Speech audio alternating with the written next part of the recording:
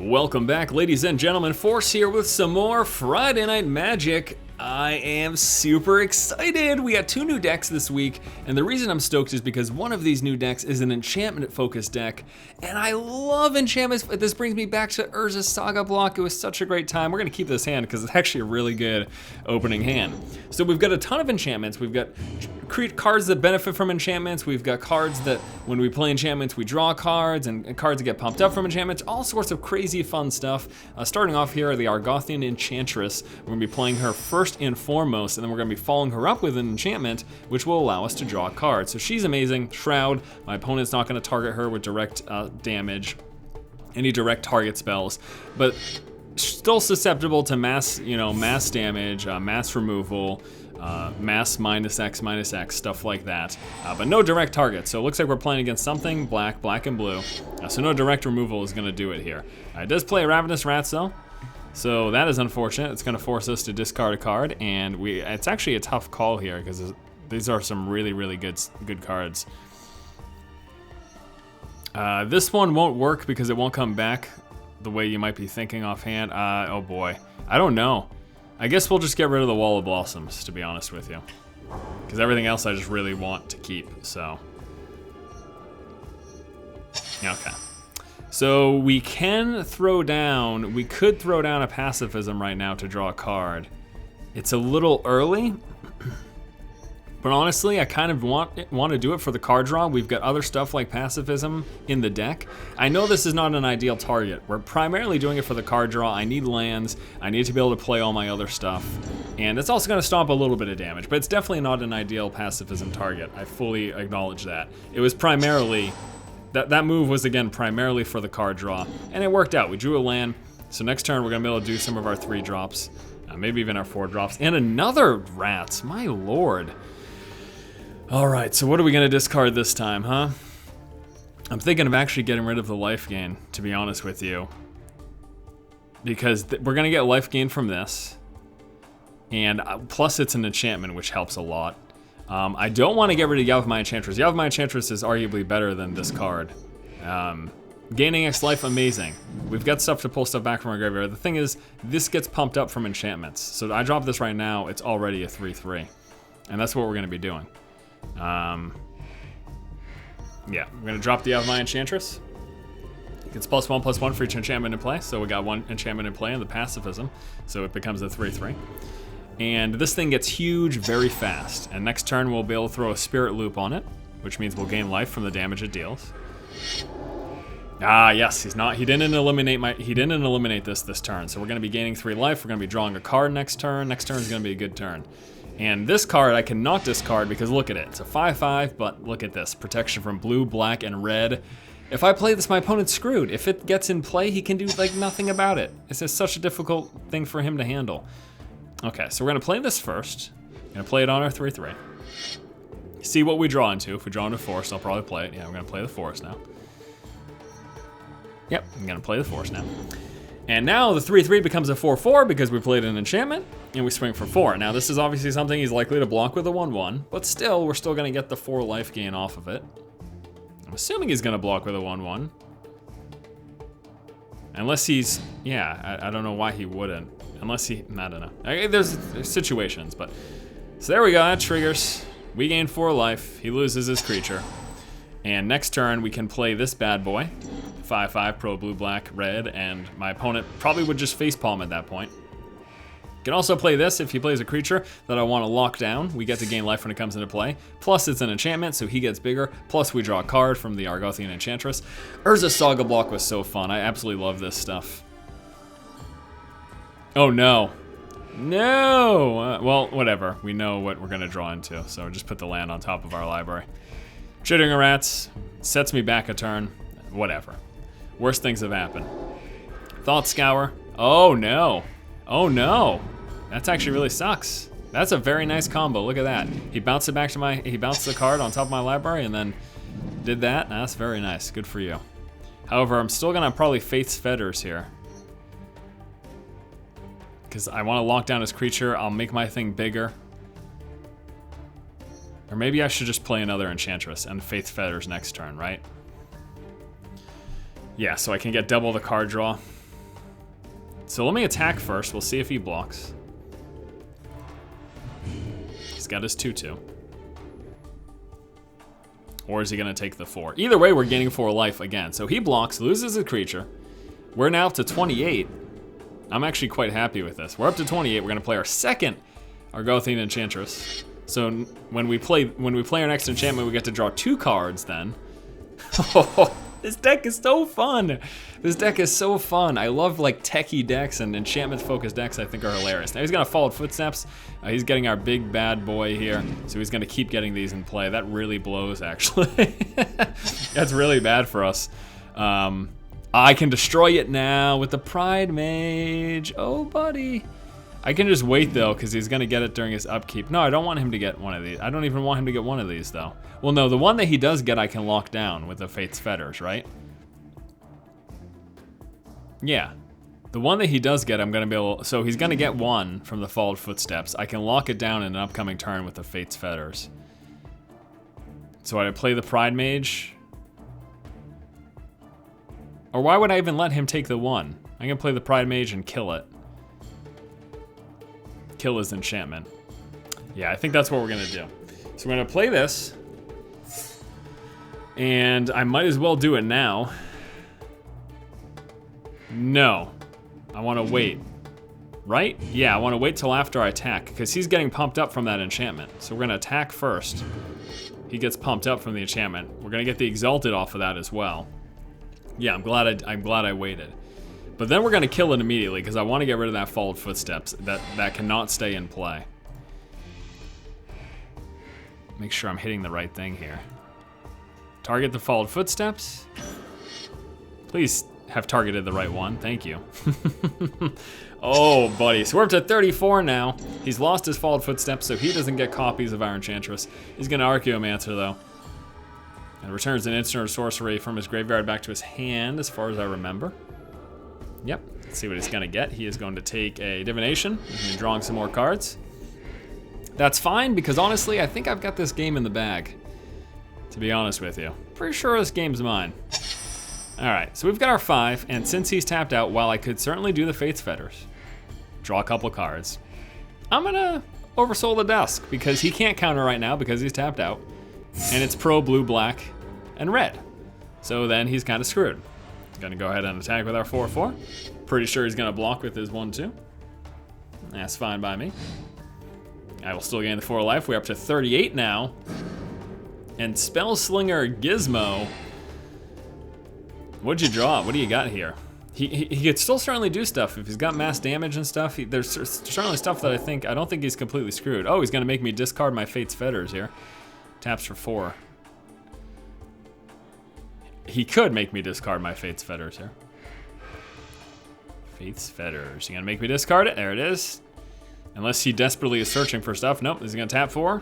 Activate it, the sorcery speed ability. Make me discard my enchantment. Let's just hope we draw into an enchantment, because I'd really like to draw 2 cards off of playing that enchantment. And we did. Lore. All creatures able to block enchanted creature do so. That's kind of funny. We're gonna play that on our pro blue-black guy. Draw 2 cards, because an enchantment come into play. We got both of our Argothian dudes triggering. And, ooh, nice. Sigil of the Empty Throne, kind of hilarious in this deck. But I don't think we'll even get the opportunity to see that come into effect, because we are going to win before that even happens. So the 5/5 pro blue-black goes through. He can't block it. And then we get life gain off of that. Another 5 damage. That's fine. You know, that did not work how I anticipated. I knew that things are unblockable when it's protection. Like, if he's got a blue-black creature, he can't block a creature of mine that has protection from blue-black. But I thought the lore might override it, force the block, my creature's safe, his creatures die. That's sort of how I anticipated that going. Obviously, it did not end up working out that way. What has he done? He's played an Archaeomancer, he pulled back Divination, played it again to draw some cards. However, he is done because we've got 5 damage going through next turn that he cannot block. Or maybe he passed blocking last time. I don't even know, to be honest with you. So that could have very well been what happened. Why don't we go ahead and, well, no, I'm actually going to Sigil of the Empty Throne first, because we might draw into a Rancor. Although I don't even know if it matters again, but okay. not end up doing that exactly. But anyways, you also get the extra bonus off of that. Swing with, what are you doing? Can you please, why are you, I swear to you, these guys are supposed to be attacking right now, but there we go. Usually when you see stuff like that, it's a latency issue. Okay. So, chooses to block the 6/6. Obviously, we still gain the life. And he can't block this. It overrides. There you go, there's the damage. Pulls through, there's a victory. Game number 1 in the bag. Let's move on to game number 2. That was fun. And our next game is against Giblets. That is a strange name to have, but I guess if that's what you want to call yourself. All right, so I get to play first. My opening hand is okay, but honestly not that great, so we're gonna go ahead and draw a new one. And better. I got the Argothian Enchantress. I got some 2 drops here. I've got the Wall of Blossoms. Let's go ahead and keep this hand. So we're going to be starting off with the Enchantress. And then, you know, depending on what he plays, we might turn into nowhere to draw cards. We've also got the Wall of Blossoms to draw cards. We got all sorts of options. We'll see what happens here. Starting off with a black. Good, good, good. He's going to play this. Discards. Okay, so he's playing the black graveyard fetch deck, where he pulls a bunch of stuff from his graveyard, or gets stuff in his graveyard, then plays huge creatures from said graveyard. Right now, I'm gonna Enchantress first. Hopefully he doesn't do anything crazy next turn, because well, you know what, no, we should save the Journey to Nowhere until once he gets that huge creature in play, is when we should save it for, so I'm not going to do it on his 1/1. The thought is if I do it on his 1/1, he can't discard his stuff, put it in his graveyard, so that, you know, to do that, you know what I'm saying. We'll see what happens, though. We're going to probably Wall of Blossoms this turn.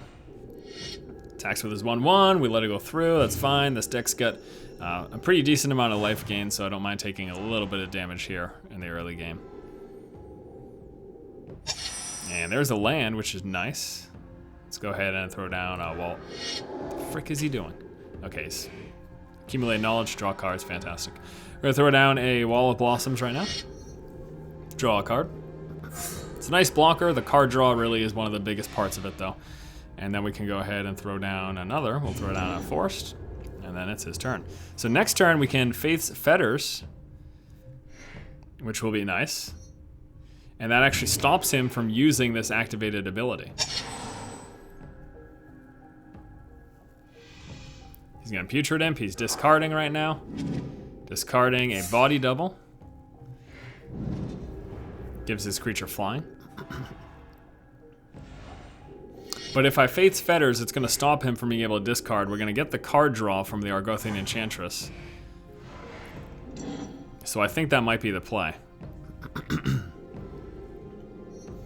We also have this bad boy, which is very nice. All right, so I think that's what we're gonna do. I'm actually gonna, Faith's Fetters is gonna lock down his activated ability, stopping him from discarding in the future. He could obviously just dump his hand right now if he so desires. But I'm also doing it because we get the card draw. He's gonna accumulate a knowledge off of that. He's looking for cards to discard before it hits. Looks like he didn't have that choice though, because it did hit. So now he can no longer do his discard shenanigans. It's gonna stop him from putting big creatures in his graveyard. Remember, that's sort of the point of his deck. Get these huge creatures in my graveyard, and then pull them back with all sorts of different spells. And next turn, we're gonna be able to throw down a Privileged Position, which stops him from targeting our permanents, which is kind of hilarious. Draw 3 cards and discard. Okay, he discards, again, another giant, scary demon. Again, luckily, though, we have stuff to deal with these things. And we're going to throw down a Privileged Position, which will allow us to draw a card, because it's an enchantment. Argothian Enchantress triggers. Nice, Opal Titan. It's an enchantment that... Alright, I'll read it to you during his turn. Really cool card. I love the picture for Opal Titan. This wasn't one of my favorite pictures from Urza Saga. So when an opponent casts a creature, this becomes a 4/4 with protection from the colors of that creature, or spell. Yeah, cast a creature spell, there you go. He's gonna be playing another Putrid Imp, so he's gonna be able to start discarding stuff again. It's only a matter of time till we probably see a Living Death come through. I'm actually assuming that's what he's working up for here. He's getting a ton of stuff in his graveyard. Yeah, I'm probably screwed. This game's likely a loss. I think we're going to be seeing a Living Death very soon. There's another Accumulated Knowledge. It's a very good chance that he has it at this point. And frankly, I don't know what I can do about it. So, I'm pretty sure I don't think this deck has any mass removal. There's an Exhume, so get to pull stuff from my graveyard. Maybe he doesn't have the Living Death, because he would have probably not played that if he had it coming up. He's gonna get this 5/5. Okay, we're gonna be able to get rid of that with our Journey to Nowhere.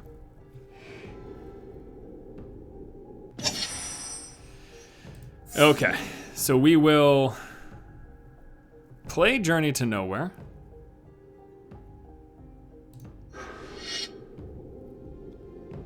Draw on a card. Targeting is 5/5, which exiles it. Excellent. And then I'm probably just gonna go with an Opal Titan, I think. Drawing a card. That's nice. Hidden Gibbons. I don't know how many instants he has that we'll be playing. Now, all this is so hilarious, because all this stuff's been happening, but I still haven't even done anything besides draw a bunch of cards. You know? I mean, nothing's even happened. I haven't done any damage to him whatsoever. Now, we've got things in the works, like the Opal Titan. I'm gonna play the Hidden Gibbons, which will be nice. We could get a creature off of that, but just this whole thing is kind of ridiculous. All right, so there's the Living Death. Gets rid of the stuff in play. Puts creatures through. Onto the board that were in the graveyard. And I don't know if that trigger, I guess that doesn't trigger, it doesn't trigger Opal Titan because it's not being cast. That's hilarious. Actually. And he picked a Wall of Blossoms. So we're dead at this point. Like, we're screwed. This game's over. There's nothing. He's got a huge board right now. That's too bad, too, because this deck's really fun, but absolutely this just did not work in our favor at all. I really think, I'm trying to think here. I can pull back the Faith's Fetters to stop one of his things, but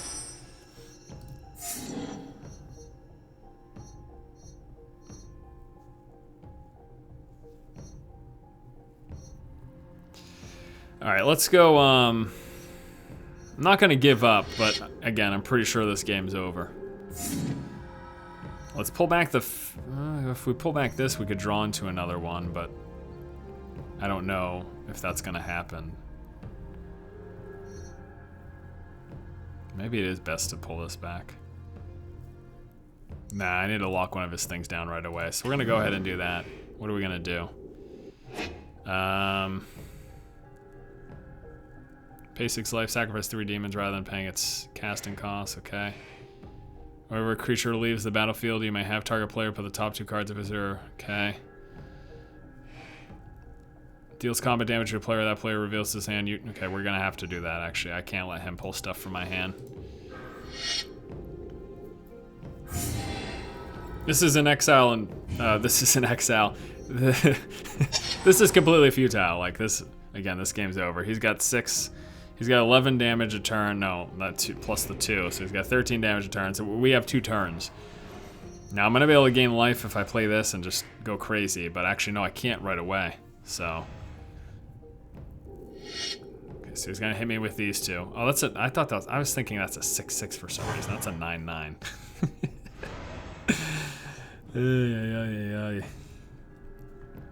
Ah, come on, speed this up, buddy. You got the game. We don't need you to take forever. Big zoom. We both get to pull a creature from our graveyard. I'm gonna go with the Enchantress here. He gets his 5/5 back. Plays a Doomblade, targeting his own creature. What is he targeting? He can't target mine because of my enchantment. Oh, he's playing it just to bounce back the hexproof thing. Gotcha. I didn't know when that was whenever any spell is played. That's kind of crazy. Yes, do that. Okay, congratulations.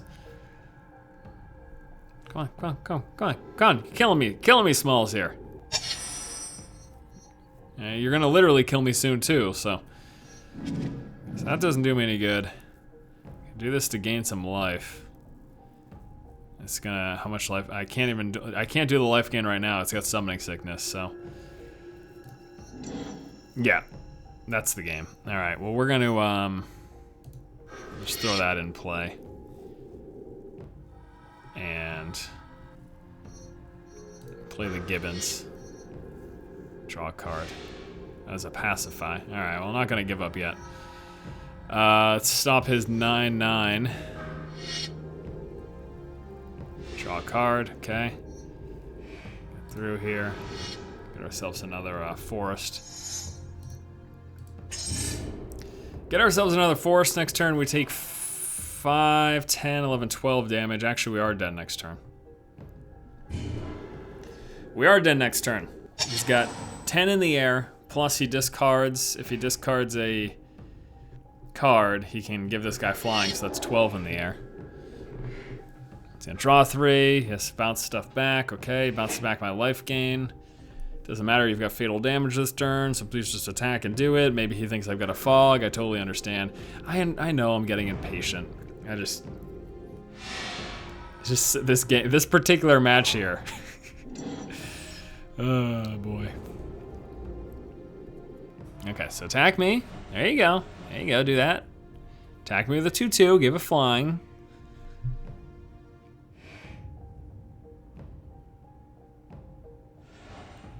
Attack me with a 2/2, give it flying. Now, I'm not even gonna give him the satisfaction of having to discard. So that's game number 2. Didn't go as well as game number 1, but let's move on to a third match. The final match for today is against Electric Dream Machine.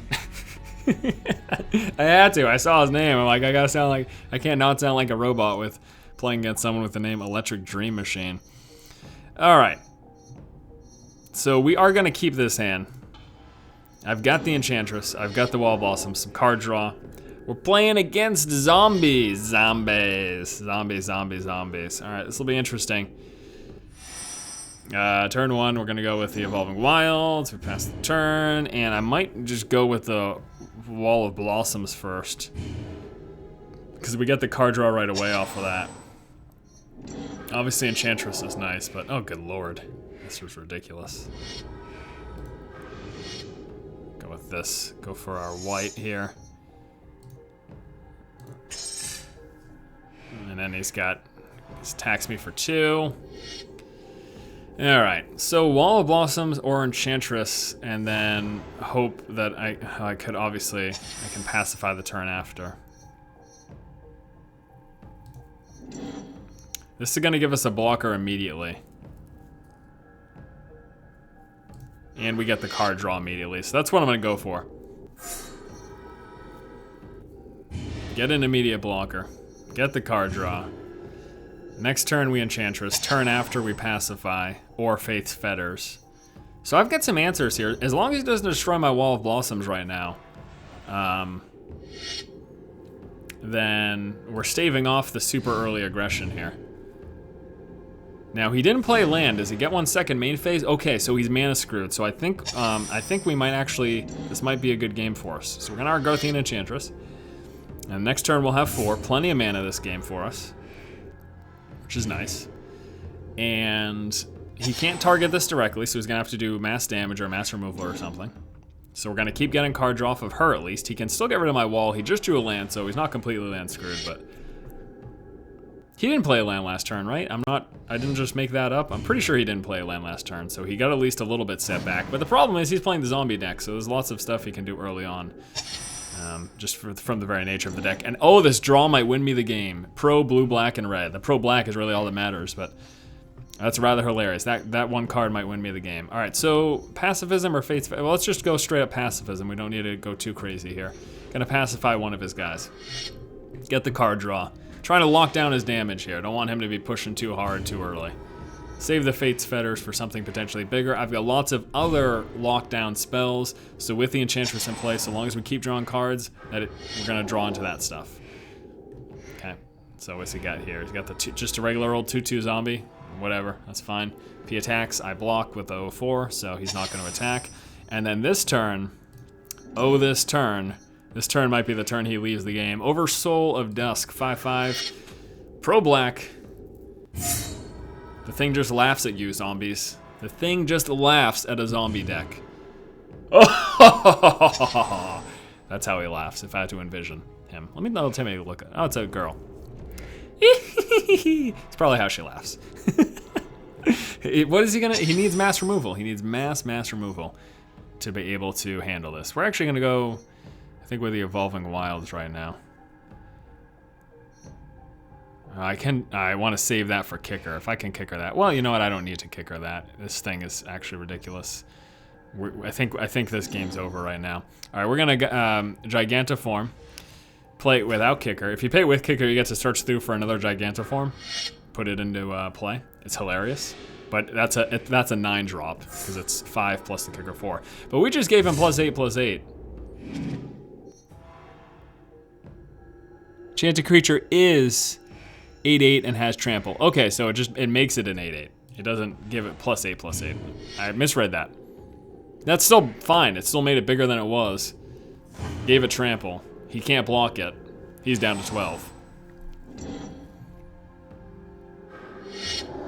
He plays the beginning of your upkeep. If you have... Okay, so this gives him more zombies in play. That's not going to save him.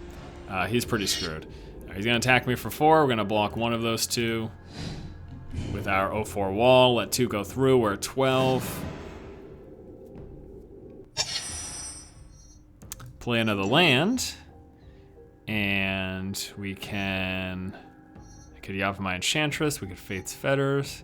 I could do this with kicker, but I want to wait. I don't want to do that if I don't have a thing in my graveyard. Let's go Hidden Gibbons.